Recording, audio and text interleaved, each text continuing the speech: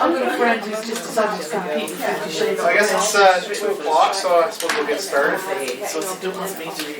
Thank you for coming to the first self-publishing workshop of this series. So there's a series of 6 of them going through till June.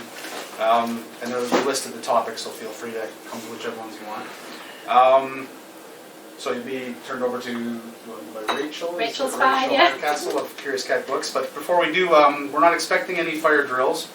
If there is a drill, if there's an alarm, the staff will come in and guide us out. The nearest exit is over there. Washrooms, there is one that's open just across the corridor. There's actually 2. There's a ladies and then there's like a unisex one in the both open. Are they both open? Yeah. Okay, great. So there's multiple. And And that's all I have to say, so turn you over to Rachel. Right, let me get my act together. I'm Rachel. I run Curious Cat Books and it's a Bradford publishing company. All of my authors so far are from the West Yorkshire area, and we publish a wide range of fiction and non-fiction, poetry, anything I can read, effectively I can publish as well. There's a couple of familiar faces, a couple of you I've never met before, so forgive me if I can't remember names. I promise I'll try. So today we're going to talk about the biggest mistakes that I feel in my experience of the past 10 years, that new authors and sort of authors that have been around about a year tend to make, and things that can affect your success as an indie author. And being an indie author is hard enough, we all know that, I'm sure. And those of you that haven't quite published yet, you'll get there, and then you'll know what I mean. You'll know how hard it is. So who am I first, and why trust me? I'll keep this brief so that we can crack on. I've been writing since the age of 14, and my debut book was released at just 18 years old. I was actually still in sixth form when that happened, and it was a really big deal for me. That feeling of holding a published book in your hands for the first time. Have you published? Put your hands up if you've published. Okay, yeah, so quite a few you'll know the feeling of holding your book in your hands for the first time is quite overwhelming, isn't it? And that was back in 2010, and since then I've been literally doing everything myself, every single step of the way, with the exception of an illustrator for the children's book that we released last year. Because I've absolutely no drawing skills whatsoever, and I don't claim to be an illustrator, so everything that my company does, it's all run through me. So all of my books are the ones that you see at the back, start to finish, literally me, and that's it. So I now run my own independent publishing house, Curious Cat Books, and we've been around for a lot longer than 2019, but we've been actually taking on external authors since 2019.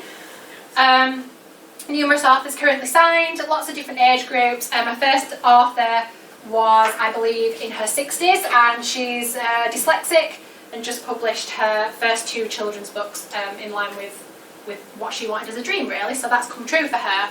A variety of genres as well, and I'm a trained copy editor and have a diploma in successful self-publishing, and obviously at heart I'm an author as well, so I know exactly what you guys are going through because that's purely where I started and what I love the most. So that's a little bit about me, who I am, and why you should listen to me today if you want to listen to me today. So let's get cracking. So, there's 2 on each slide, but I'm going to run through these just one at a time. The laptops that you've got, if you want to make notes, you can. If you want to borrow an ISBN number, then I'm looking at that. If you want to borrow a USB stick, there's some just on the table at the back. Feel free if you want to type up notes and take them home with you. So, mistake number 1.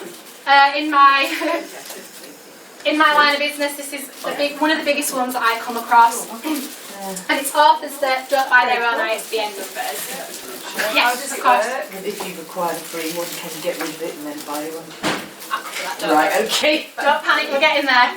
Okay, so ISBN numbers, for those of you that perhaps don't know what they are, ISBN number stands for International Standard Book Number. It is purely like an identification number for your book. And depending on who you publish through, you can get a free one, but you can also get a paid ISBN number. Now, a question has just come up about if you chose to go with a free ISBN originally, can you scrap that and get a new one? Yes, you can, but it would require a new edition to be published. So you wouldn't be able to replace the ISBN, you would have to take that book down and republish it. Well, that would You could republish it exactly as it stands, but that would then class as a new edition. So free ISBN numbers are brilliant, don't get me wrong, they save cash. So if you're just starting out and you just want to see how well the book's going to do initially, they're fantastic because it's no risk, you're not paying about, I think it's about £80 or £89 or something per ISBN number. And if you buy them in a bulk of 10, I think I paid about £150 for our initial ISBN chunk. So they're not particularly that expensive if you're going to use 10, but if you're just planning on doing the one book, that's £90 that you're just going to spend. So if you're not particularly sure whether this is a book you actually want to keep going with, if it's a personal project, using a free ISBN is brilliant. If not, I always advise that you buy your own ISBN, and there's a really important reason why that is. When you use a free ISBN number, the platform that are giving you the ISBN, let's say Amazon as an example, they are listed as the publisher. So whilst they don't claim any rights to the book, or you can take it down, you can take it elsewhere if you like, you can't take that ISBN number with you. They will say, that's our ISBN number, this belongs to us. If you're going to take it down and republish it elsewhere, you'll have to either go with a brand new free ISBN number or take your own personal bought ISBN number with you, which obviously can be a real pain in the butt. So the other real reason is because think about companies like Waterstones. We all dream of being Waterstones, to go in and see our books on the shelf. Waterstones will not want to pay their biggest competitor in books to have your book in store. So if you're using Amazon to publish, if you think about how many books Amazon sell a year, it's a figure I don't even want to think about. And if it shows Curious Cat Books, for example, or Penguin, or whatever the publishing company is, they might be a little bit more inclined to add that in because they don't immediately think we're giving our money to one of our biggest competitors. So it's really important that, not that we mask that we're self-published, because let's be proud to be independent authors, but for the purpose of bookstores, it can sometimes be hard to do that.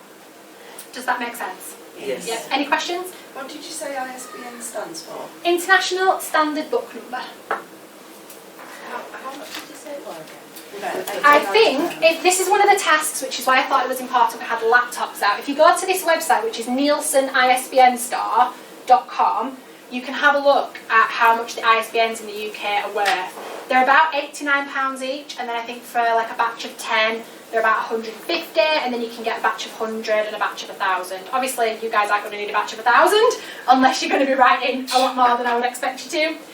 But for a company like mine, we start with sort of 10 ISBN numbers, and then we get them in bulk and we go through them that way. But remember as well that ISBN numbers have to be assigned to each edition. So if you do a paperback, and a hardback, and an ebook, that's 3 ISBN numbers already gone like that. So just that's something to keep in mind as well when you're buying your own ISBN numbers. They can get quite pricey.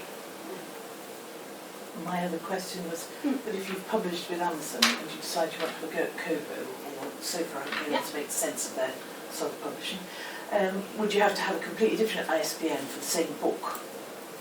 If you own your ISBN, you can take your ISBN number wherever you like, whenever you like. But if you're looking for a free one? Yeah, but if it's an Amazon free one and you want to publish with Kobo, Kobo will say... No, but if I publish it on Kobo, can I then get another free one from Kobo? Oh yes, they'll give you as many free ISBNs as you want. Right. You could do 6 editions of the same book and they will give you 6 free ISBN numbers. They're unlimited really, but it's what you can then do after you've published that's the problem. Yeah, okay? So that's your task if you want to have a look at that. If not, you guys can take the information home, have a look at home. If you're not quite ready to publish it, obviously that may not interest you at this moment.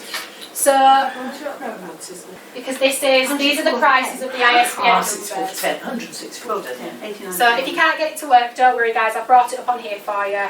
One ISBN number is £89, and then it jumps to £164 for 10, £369 for 100, and just short of £1,000 for 1,000. Yeah. I suppose if you're a company like Penguin, it benefits because you'll have so many authors. But if you're a company like me, we're looking at sort of this range, rather than 1,000. But anyway, I'll just pop the presentation back on so I can talk you through.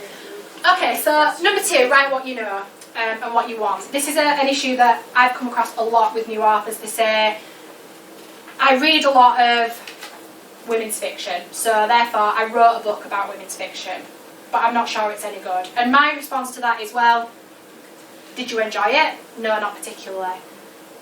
Then what are you writing it for? Just because you read a lot of a certain genre doesn't mean that you have to write that genre. It helps to read in the genre that you're writing in, don't get me wrong, but let's write about what we want to write about and what gives us that joy and what we feel passionate for. Because let me tell you, as an editor, it's so easy to spot when a writer doesn't like what they're writing, doesn't enjoy it, is writing it because they think they have to, or because they think it's expected of them. Like I said earlier, when I was publishing my first book, that now is thankfully no longer available,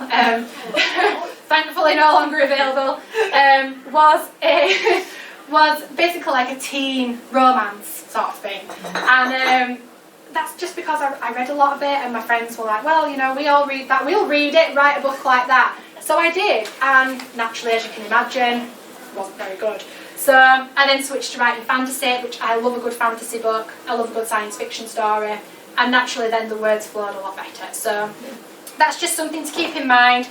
It's not necessarily a mistake, but if you're not passionate about what you're writing and you don't enjoy it, then what's the point? You know, let's enjoy what we're doing here, guys. So I just want to ask you guys to think about what sort of books you feel are missing from the shelves at the moment. When you go into a bookstore and you're thinking, I'd love to read a good story about X, Y and Z, what is that story? And that's the story that you guys need to be thinking about writing. Whether it's fiction, non-fiction, if you want to write a book on, I don't know, gardening, and you think there's a particular book missing on gardening, write the book that you feel that you want to see on the shelves. So that's my second tip. This one is a biggie. Number 3, avoiding a vanity press. Does anybody not know what vanity press is in here? Okay. Vanity presses are large publishing companies that will charge you an arm and a leg. If they could actually physically charge you your arm and your leg, I'm sure they would. You will get perhaps 50 books thrown in there, 100 maybe if you kind of barter a little bit. They're going to offer you little to no marketing, and they might not even thoroughly edit the book. I know there's one person in this room already that's fallen victim, who will tell you little to no editing. Whilst it was brilliant, I'm sure, to get your book out, how much of a pain was it to deal with it afterwards? So it's so easy to fall victim to them because they'll make you promises, they'll make you feel special. They will tell you that they've reviewed your book on a board of directors or a board of top editors have reviewed your book, and they think that they can sell it for you and that they want to publish it, but they don't believe in you that much because they're expecting £3,000 to do it, and you'll only get 50 books, and the contract will be half-arsed at best. There'll be very little information in there to tell you how to get out of it, to tell you what you're actually paying for, to tell you how often they'll be in touch. It's very vague and just generally a bit dodgy. But vanity presses do differ from independent companies like mine. Yes? I'm sorry, I'm a bit behind. No worries. The ISBN number, do you need one for England and one for other countries, or is No. it just one? No, it's just once you've purchased your ISBN number. So say I published this, that's one of my ISBN numbers on the back. This can be sold in any country with that ISBN, but as soon as I decide to do a paperback version of this, I have to buy a new ISBN. And what if it's in a different language? If it's in a different language, it's a different edition, so it requires a new ISBN. Okay. Okay?